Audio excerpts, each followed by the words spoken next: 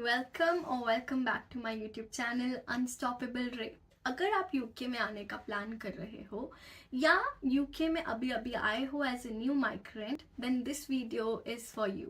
I am going to share the real expense in UK 2025 edition with my personal experience and some insider tip.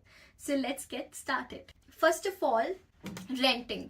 ये सबसे बड़ा खर्चा है। अगर आप यूके में हो और आप यहाँ पे किसी फैमिली के साथ नहीं रह रहे हो, सिंगल हो या एज अ स्टूडेंट आए हो, then this is the most expensive thing that you are going to do in UK, that is renting.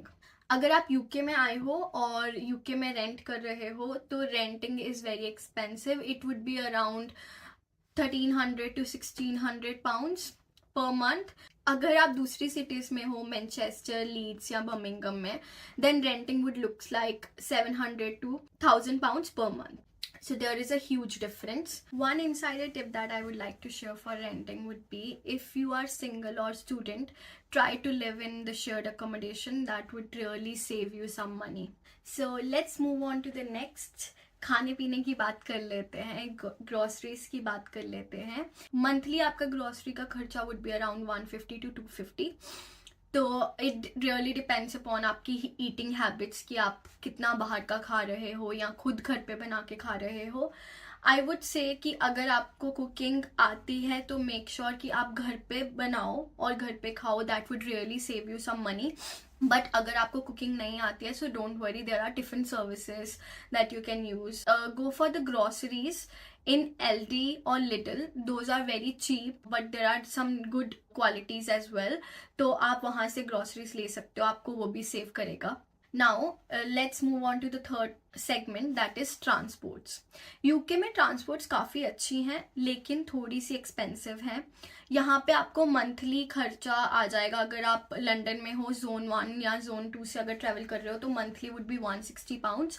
लेकिन अगर आप वही आउटसाइड हो लंदन के और वहाँ पे ट्रैवल कर रहे हो, that would B 60 to 100 pounds. That would be maximum amount of money that you will spend on transport per month. लेकिन here one more insider tips. अगर आप जॉब सीकर हो या फिर स्टूडेंट हो तो आपको ट्रांसपोर्ट पे भी बेनिफिट मिलते हैं। तो मेक श्योर कि आप लोकल काउंसिल वेबसाइट्स चेक कर रहे हो for these benefits. Now moving on to the fourth segment, that is utilities and bills. अगर आप मंथली आपका जो रेंट है वो आपके यूटिलिटीज और बिल्स को नहीं इंक्लूड करता है और आप अकेले रह रहे हो, तो आपका gas, water, electricity, and if you are not a student और आप प्रोफेशनल हो तो council tax as well that you have to पे।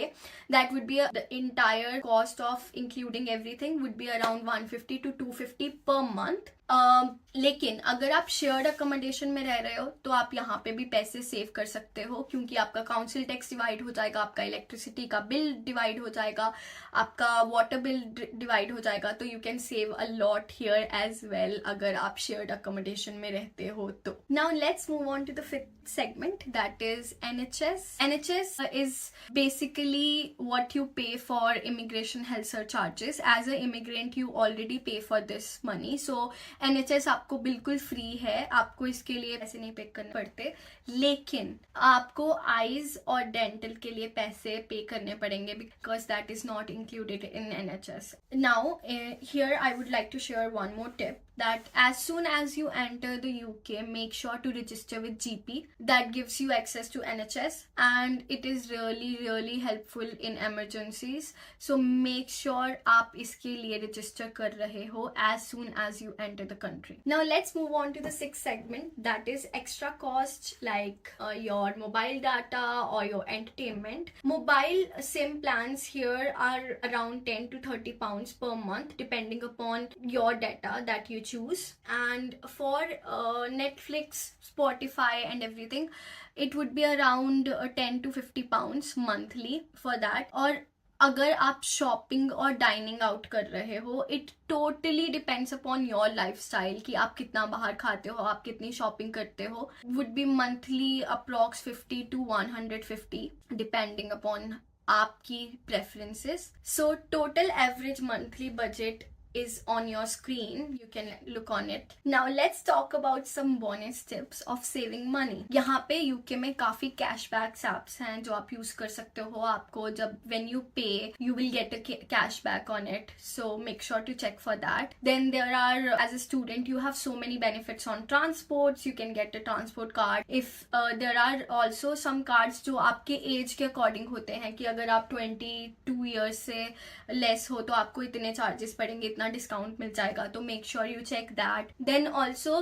देर are if you need any furniture to make sure to buy second hand furniture from Facebook marketplace, और there are some other offline stores जहाँ पे आप visit कर सकते हो second hand furniture के लिए. ऑल्सो मील प्रेप करो. मेक श्योर कि आप अपना जो खाना है वो पहले ही प्रेप कर लो हफ्ते के लिए या फिर 3 days के लिए, और उसके बाद फिर से कुक करो. तो आपको हफ्ते में 2 ही बार कुक करना पड़ेगा. That will really save your money and time. Also check your council tax discount. क्या होता है कि अगर आप लो इनकम पे हो या फिर आप स्टूडेंट हो, स्टूडेंट को काउंसिल टैक्स नहीं पे करना पड़ता है, so they are totally free from that. But अगर आप वेरी लो इनकम पे हो तो आपका काउंसिल टैक्स एग्जम्प्ट भी होता है. तो make sure that you check the government sites on UK on the council tax, so you can save on that as well. So this brings us to the end of the video and I really hope आपको इससे थोड़ा सा benefit मिला होगा और आप इससे थोड़ी सी हेल्प ले पाओ. If it did help you,